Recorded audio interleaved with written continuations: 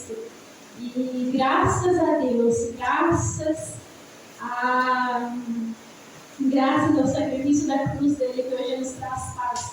Graças a uma nova manhã que se inicia para ter a honra de ter um culto à noite. Graças a Deus pelo nosso trabalho, graças a Deus pelo nosso estudo, graças a Deus pela nossa casa, graças a Deus que a gente tem uma rotina para viver para a glória dele, porque muitas pessoas gostariam de ter, nem que seja um pouco do que a gente tem, e a gente já tem mais que o mundo todo que é Cristo. E todas as coisas terrenas serão acrescentadas por causa dele. E o nosso coração deve estar sempre cheio dessa gratidão. A palavra que eu quero compartilhar com os amados irmãos é Lucas 14. É uma palavra um pouquinho extensa, então eu peço paciência porque eu vou ler toda com vocês. Mas, ao mesmo tempo, ela não é tão extensa, porque é mais de uma palavra de Jesus, uma palavra que se inicia em Lucas, e a gente tem um registro só de Lucas 1 ao 14, e a partir do 15 a gente também tem outra palavra, em Mateus 22 também. Mas aqui, Lucas, ele brilha uma luz exclusiva, um contexto muito interessante. Lucas 14 começa dizendo: certo sábado, entrando Jesus para comer na casa de um fariseu importante, observavam-no atentamente. À frente dele estava um homem doente com o corpo inchado. Jesus perguntou aos fariseus e os peritos da lei: é permitido ou não curar no sábado? Mas eles ficaram em silêncio. Assim, tomando o homem pela mão, Jesus o curou e o mandou embora. Então ele lhes perguntou: se um de vocês tivesse um filho ou um boi, e este cair num poço no dia de sábado, não irá tirá-lo imediatamente? E eles nada puderam responder. Quando notou como os convidados escolhiam os lugares de honra à mesa, Jesus lhe contou esta parábola: quando alguém o convidar para um banquete de casamento, não ocupe lugar de honra, pois pode ser que tenha sido convidado alguém de maior honra do que você. Se for assim, aquele que convidou os dois virá e lhe dirá: dê um lugar a este. Então, humilhado, você precisará ocupar o lugar menos importante. Mas quando você for convidado, ocupe o lugar menos importante, de forma que quando vier aquele que o convidou, diga-lhe: amigo, passe para um lugar mais importante. Então você será honrado na presença de todos os convidados, pois todo que se exalta será humilhado, e o que se humilha será exaltado. Então Jesus disse ao que tinha sido convidado: quando você der um banquete ou jantar, não convide seus amigos, irmãos ou parentes, nem seus vizinhos ricos. Se o fizer, eles poderão também, por sua vez, convidá-lo. Assim você será recompensado. Mas quando der um banquete, convide os pobres, os aleijados, os mancos e os cegos. Feliz será você, porque estes não têm como retribuir. A sua recompensa virá na ressurreição dos justos. Ao ouvir isso, um dos que estavam à mesa com Jesus disse-lhe: feliz será aquele que comer no banquete do reino de Deus. Jesus respondeu: certo homem estava preparando um grande banquete e convidou muitas pessoas. Na hora de começar, enviou seu servo para dizer aos que haviam sido convidados: venham, pois tudo está pronto. Mas eles começaram um por um a apresentar desculpas. O primeiro disse: acabei de comprar uma propriedade, preciso vê-la, por favor, desculpe-me. Outro disse: acabei de comprar 5 juntas de bois e estou indo experimentá-las, por favor, desculpe-me. Ainda outro disse: acabo de me casar, por isso não posso ir. O servo voltou e relatou isso ao seu senhor. Então o dono da casa irou-se e ordenou ao seu servo: vá rapidamente para as ruas e becos da cidade e traga os pobres, os aleijados, os cegos e os mancos. Disse o servo: o que o Senhor ordenou foi feito e ainda há lugar. Então o Senhor disse ao servo: vá pelos caminhos e valados e obrigue-os a entrar, para que a minha casa fique cheia. Eu lhe digo: nenhum daqueles que foram convidados provará do meu banquete. Essa, como eu falei, é uma palavra um pouco extensa, mas muito rica. E agora a gente tem lido, a gente ora e apresenta ao Senhor mais uma pregação na mão dele e que seja feita a vontade dele. Meu Deus, meu amado Pai, chegamos mais uma vez na sua presença, mais uma noite de culto na sua presença. Pedimos, Jesus, que abra nosso coração para a sua palavra, para ouvir a sua palavra, guardar e praticar, Jesus. Que nós venhamos mastigar, Jesus, e isso venha permanecer em nosso coração, na nossa mente, que isso venha continuar iluminando em nosso interior, Jesus. Que seja feita a sua vontade, venha ministrar da maneira que o Senhor deseja ministrar cada um de nós individualmente, Jesus. Que seja feita a sua vontade, hoje e sempre, em nome do Senhor Jesus. Amém. Os irmãos podem se assentar?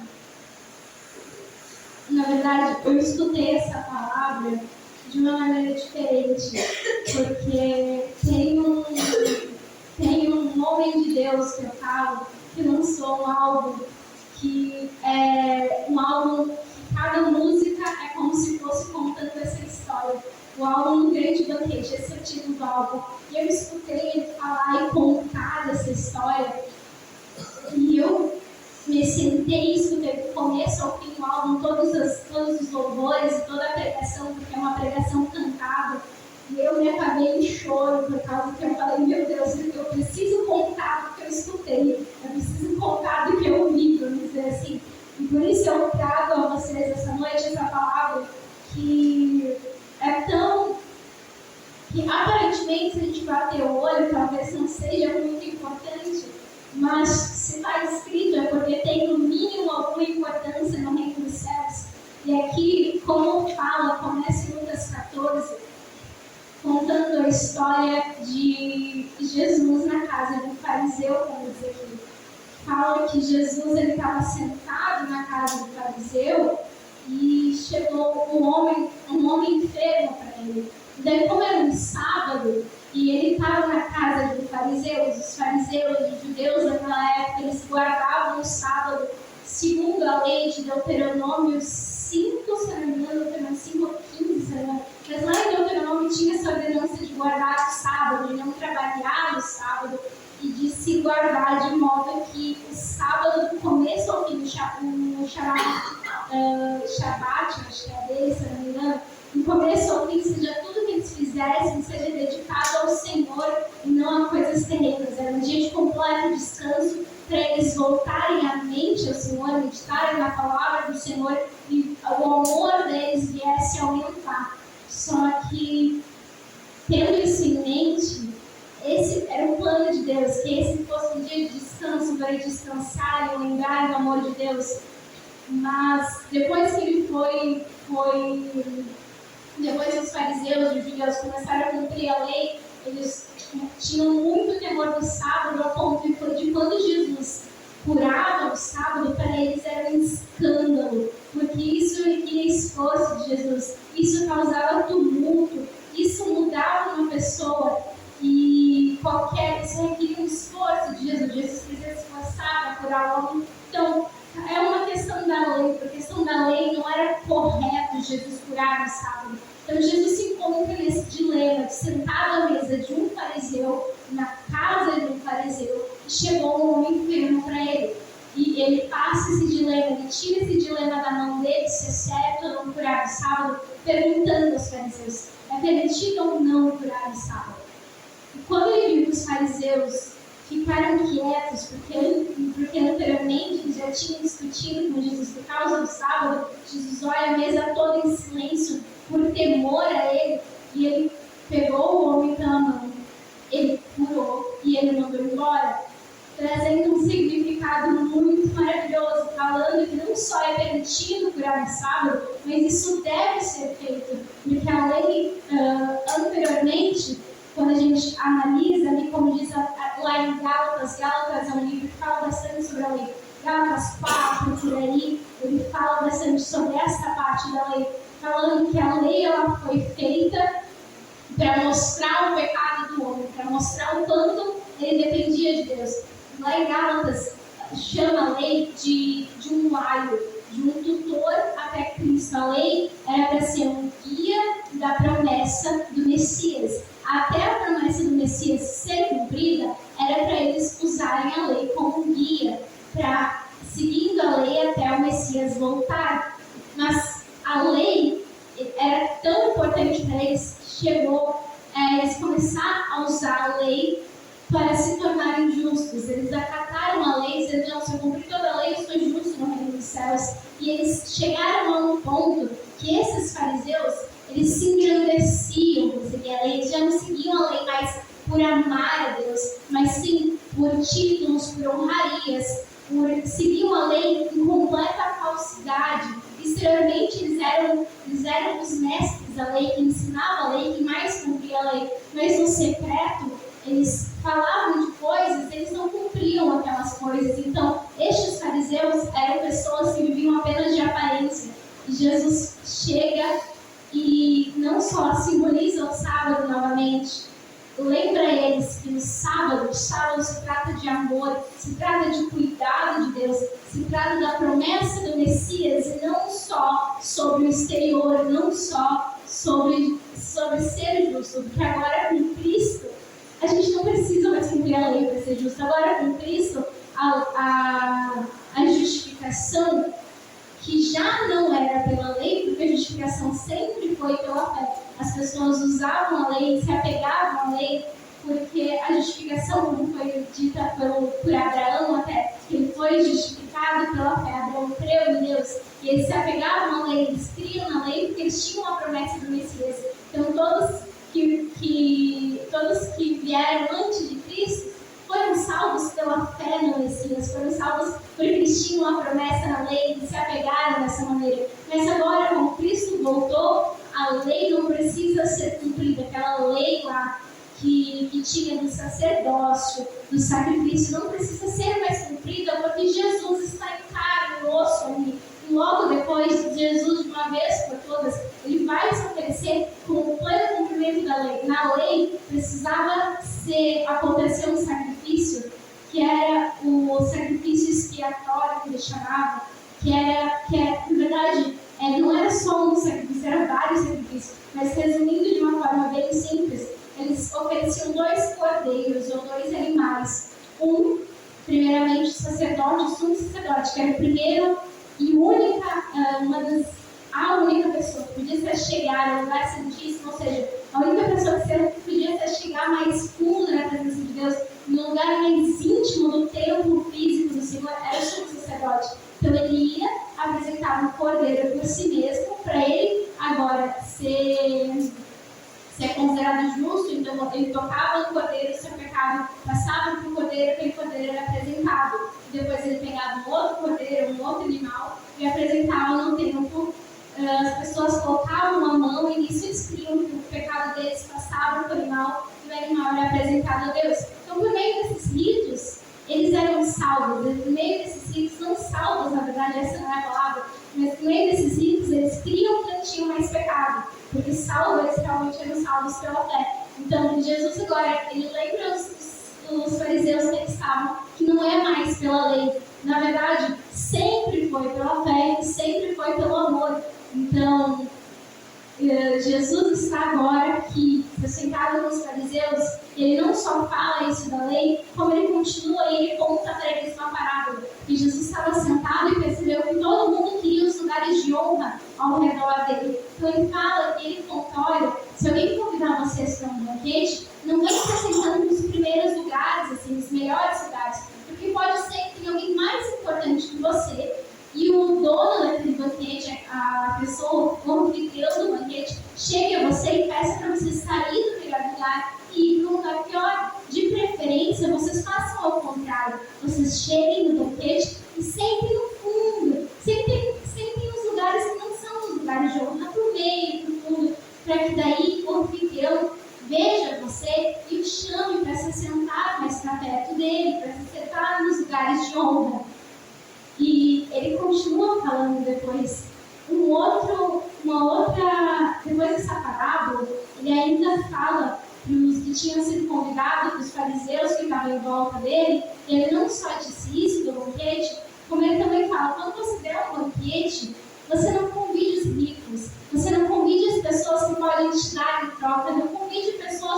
banquete, pensando que eles vão te dar um banquete de volta. Não convide pessoas para se assentar à mesa, ter um relacionamento contigo, comer e beber, pensando no que eles podem te oferecer.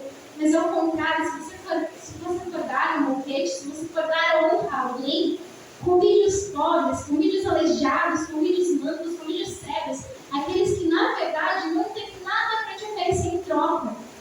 Mas neste está a verdadeira recompensa, porque dessa maneira você não vai ter recompensa aqui na terra, talvez. Eles não podem te dar um banquete de volta, mas dessa maneira eles não vão poder te retribuir.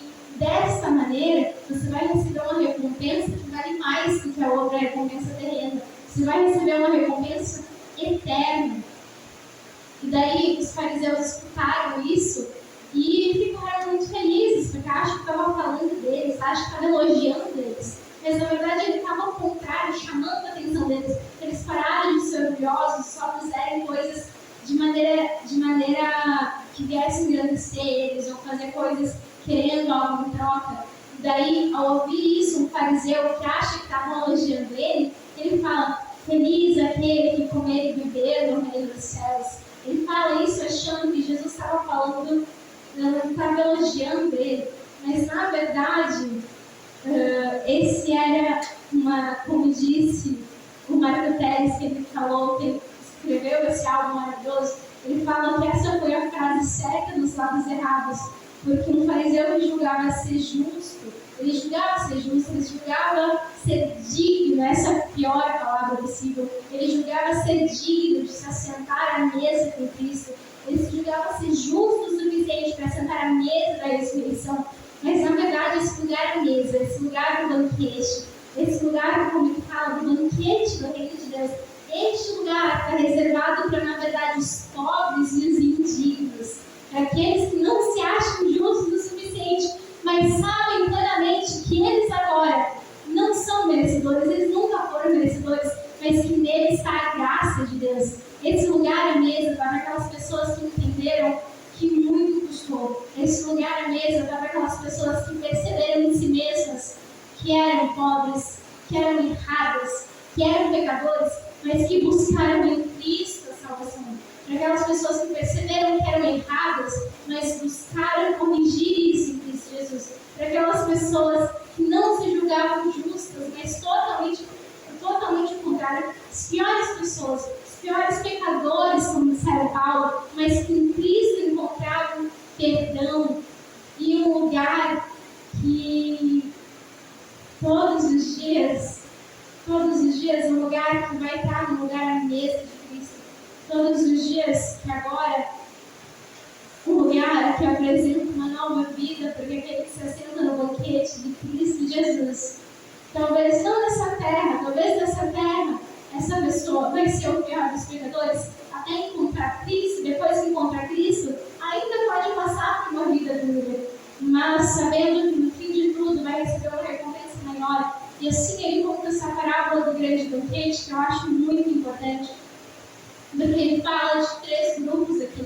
Ele fala que certo dia tinha um homem muito rico. Esse banquete que falava, ele tinha 2 convites. Ele tinha o primeiro, que era o convite de convidar o banquete, e precisava de um segundo convite, por causa que naquele tempo não havia relógio, não havia modo de dizer, tal hora a gente vai se reunir. Não, precisava de um segundo convite para avisar quando o banquete estivesse pronto. Então esse servo ia uma segunda vez as pessoas falando: olha, venham, pois tudo está pronto, venham porque o banquete está pronto, venha porque já foi tudo preparado, só falta a sua presença lá. Esse era o trabalho desse servo. Mas quando ele foi, as pessoas começaram a inventar desculpas, falavam: não, eu comprei uma propriedade, eu comprei um campo e eu preciso vê-lo.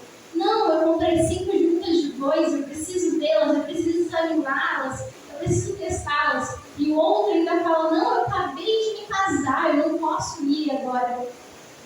E o servo, ele voltou, ele relatou ao seu senhor, e ele disse: olha, ninguém que tu convidou está querendo vir ao teu banquete. Todos deram essas desculpas e não querem vir. E essas desculpas, elas são muito interessantes, porque ele fala: acabei de comprar uma propriedade, mas quem compra um campo sem ver o campo? É uma desculpa chega a ser tão esfarrapada naquela época. Ou a outra, desculpa, acabei de comprar 5 juntas de boi. Naquela época, 5 juntas de boi, tem Bíblias que interpretam como um boi mesmo. A pessoa vai lá e compra um boi sem ver o boi, como assim? E de outra maneira também, 5 juntas de boi eram um aparelho de alta tecnologia que era usado para arar a terra. Olha, a alta tecnologia daquela época, um aparelho caro que era usado para arar a terra. Então imagina uma pessoa que compra um campo, que hoje em dia propriedade já é caro. Imagina naquela época que as pessoas tinham diárias e era outro modo, era outra moeda. Então um campo ele era caro. Hoje, no passado, era caro. A pessoa precisa ir analisar o campo e depois comprar. E a pessoa disse que comprou o campo sem ver. A outra disse que comprou coisas, aparelho caro, de alta tecnologia, 5 juntas de boi para arar a terra. Ou seja, ele provavelmente plantava coisas. Mesmo assim, comprou um aparelho de alta tecnologia sem ver. E depois o outro ainda dá desculpa, acabo de me casar, por isso que não posso ir. A gente tinha até uma desculpa, uma outra desculpa que ele poderia ter usado. Só que quando uma pessoa se casava, segundo a lei, ela tinha desculpa para não servir na guerra, não servir como que eu vou falar? Não servir, vamos dizer hoje em dia, se uma pessoa, vamos dizer que fosse nessa época, não é assim que funciona atualmente, mas vamos dizer lá, se ela está no quartel e fala, não, acabei de me casar, não posso, naquela época podia, chegava no momento de se alistar para entrar para as tropas do rei, e se era recém-casado, podia ter mais um tempo, passar acho que um tempo de casamento e depois sim vir servir ao rei. Mas para um jantar, para uma festa, se a pessoa já não está em festa, a pessoa acabou de casar, isso era para ser mais uma razão para ir se assentar e banquetear, dizer, não me casei, vamos sentar e se alegrar juntos. E ele usa como uma desculpa para não ir numa festa, isso é muito estranho, essas desculpas são estranhas. E o Senhor, o servo, ele volta e fala para o Senhor, e o Senhor provavelmente ele fica incrédulo por ter usado desculpas tão falhas. Mas ele fala, agora vai e traga para mim os pobres, os aleijados, os cegos e os mancos.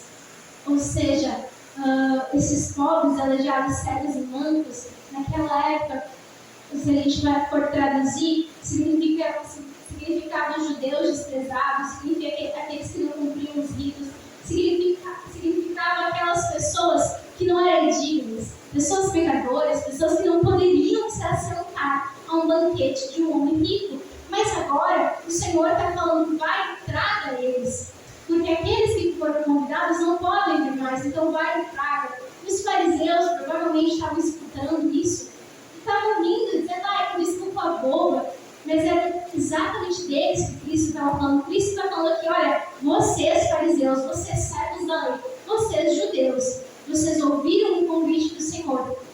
Cristo estava na frente deles, eles achavam muito mais importante a lei do que o amor de Cristo. Jesus está dando um chacoalhão nele, falando, olha, as desculpas dessas pessoas não são nada perto das desculpas de vocês. Daí ele fala, mas agora, o rei, Jesus agora, ele está convidando quem para o banquete dele? Ele está convidando os pobres, os aleijados, os cegos, os mancos. Ele está trazendo agora pessoas que não pertencem a esse nível de riqueza, pessoas que, como nós, eram indignas. E dessa maneira a gente veio para o banquete, desse convite. Os fariseus rejeitaram, os judeus rejeitaram Cristo.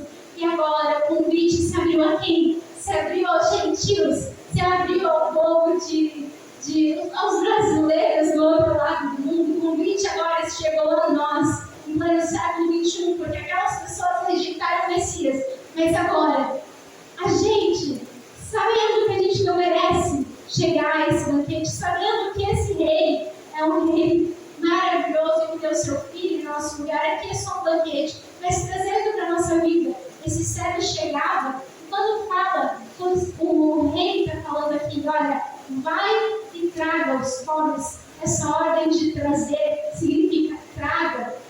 Se for preciso, carregue nos ombros, se for preciso, arraste, se for preciso, leve na mão até chegar no banquete, porque essas pessoas não sabem como chegar no banquete. Quem que é o servo de Jesus nessa parábola?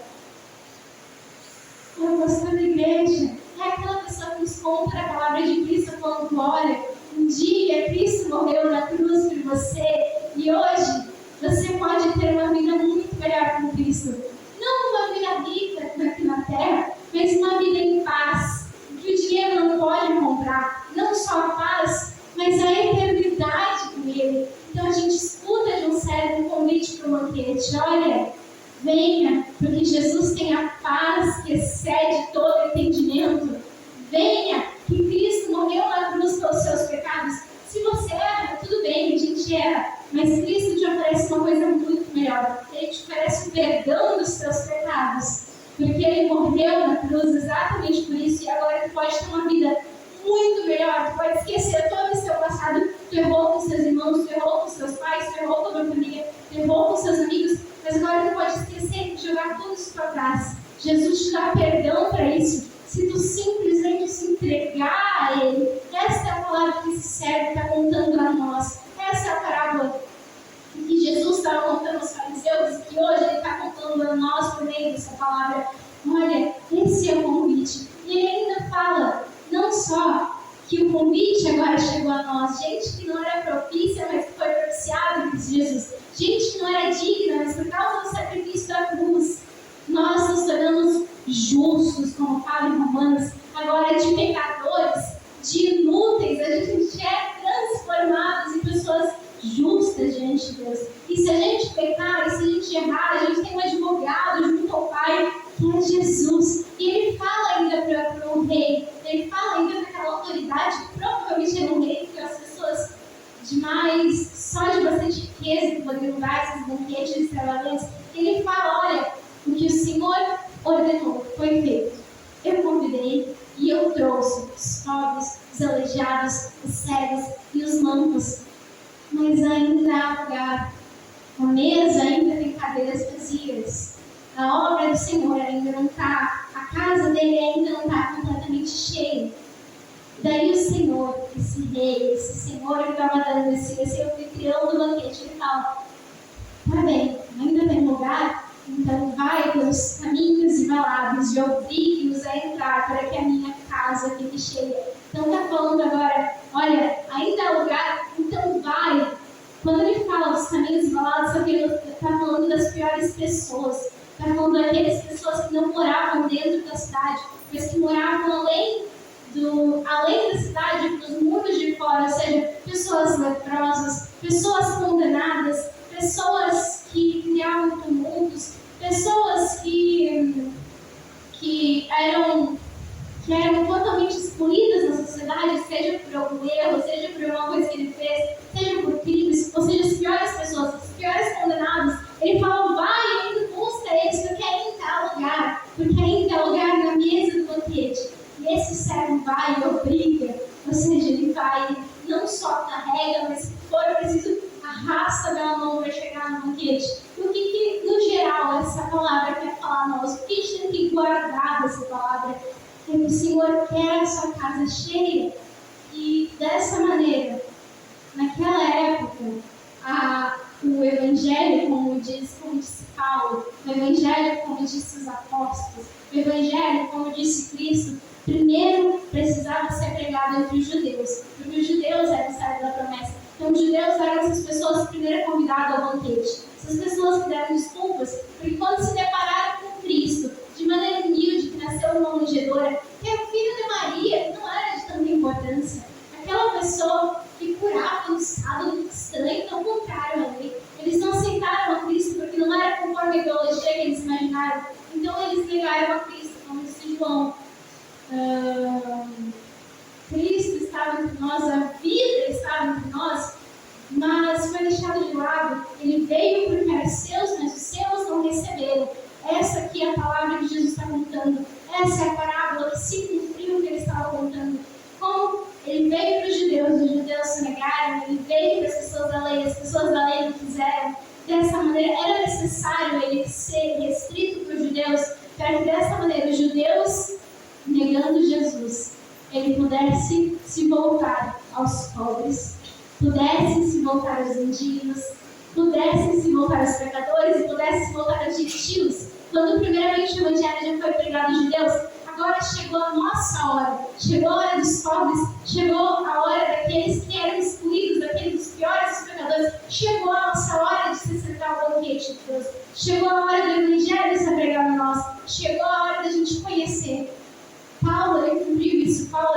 conhecido pelo apóstolo dos gentios, porque primeiro ele pregou para os judeus, e quando os judeus negaram, ele se voltou para os gentios, e todo o ministério da vida dele foi voltado para pregar para os gentios. Então, ele termina sua parábola. Jesus termina essa palavra falando aqui que aquele que vai poder se assentar no banquete. Que banquete é esse? Ele está falando quem que vai poder ser salvo, quem que vai poder morar eternamente com Cristo, quem que vai para o céu ao invés do inferno, quem que vai ter a honra de se assentar com o dono da vida ao invés de queimar no inferno, quem que vai poder ter a honra de ser chamado filho de Deus, e que Jesus fala, entra bendito.